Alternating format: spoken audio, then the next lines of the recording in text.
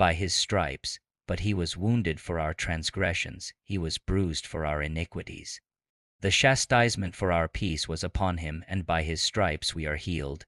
Isaiah 53:5. Imagine Jesus sitting at the throne of glory and hearing us pray, Lord, if it's your will, you can heal me. He says, so after I took all those stripes, endured all that pain for them to take their sickness, now they're wondering if it's my will.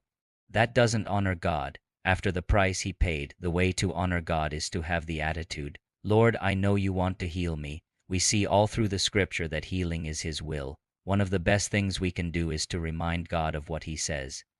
If you want to pray with confidence, bring his stated will to him. Pray what he promises. God, you say you will restore health to me. You say you took my infirmities, carried my sickness, and by your stripes I have been healed.